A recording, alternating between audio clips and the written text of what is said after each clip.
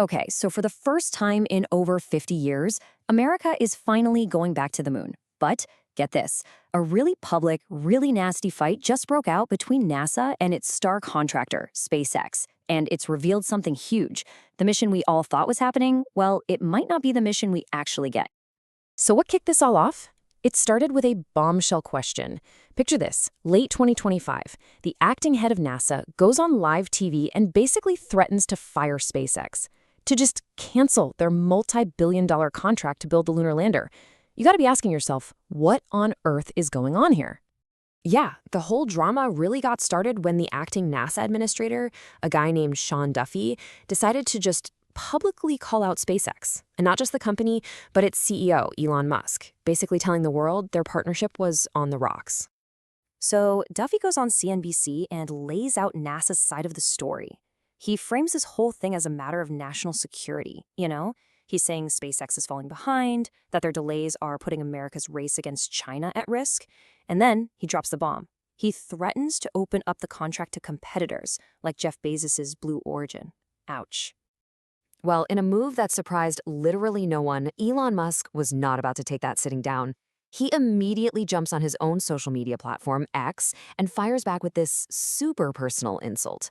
I mean, this just took a professional disagreement and blew it up into a full-blown public war of words. Okay, so to really get why Musk used the word unqualified, you kind of have to look at Duffy's background. It is, well, it's not what you'd expect for the head of NASA. We're talking a former competitive lumberjack, a star on MTV's The Real World, and then a politician before he got the top job at the space agency. It's a unique resume, let's just say that. But this is where the plot thickens, right? NASA is pointing the finger at SpaceX for all these delays.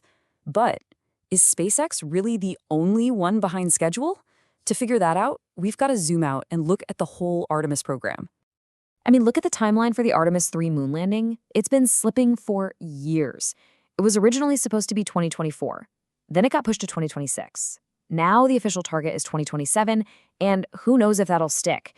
This right here shows you the problem is way, way bigger than just one contractor.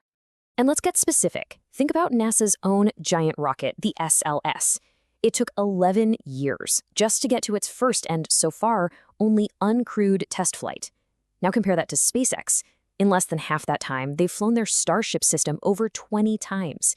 So for NASA to be out there publicly blaming SpaceX for delays, I mean, it's a classic case of throwing stones in a glass house, isn't it?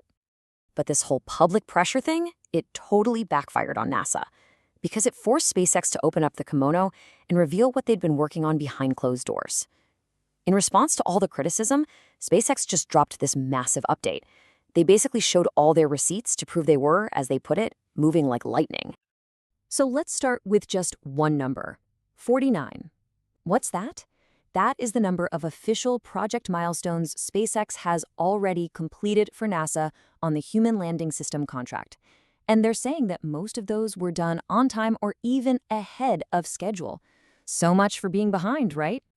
Now let's talk about the actual physical hardware.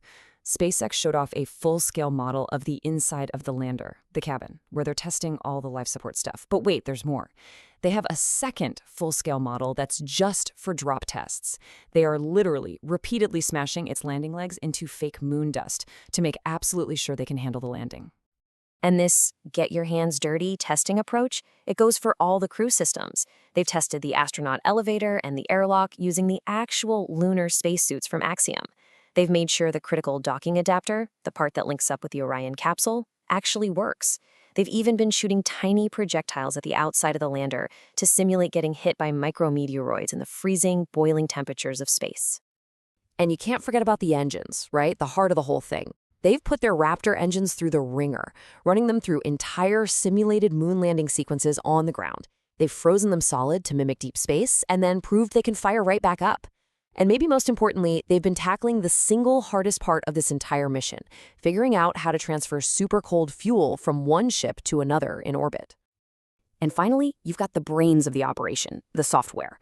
They've been testing the autonomous landing software on the actual flight computers. They've tested all the cameras, the sensors, the radar systems, everything the lander needs to find a safe spot to touch down, all by itself. Plus, they've built out these really robust communication systems, not just for flying the thing, but for dealing with potential medical emergencies too. But just showing their progress? That wasn't enough for Elon Musk. Oh no. Right in the middle of this public feud, he makes an even bigger, bolder claim. He basically says, you know what? We can do more than just build a lander. We can do the entire mission ourselves. And this was his counterpunch. He wasn't just defending his company anymore. He was proposing what's essentially a hostile takeover of the entire Artemis mission. He was basically saying all those other expensive, long-delayed NASA contractors, yeah, we don't even need them. So let me break down the difference for you. NASA's plan right now is this super complex dance with 3 big contractors. One for the rocket, one for the crew capsule, and then SpaceX for the lander. Musk's plan? It's radically simple.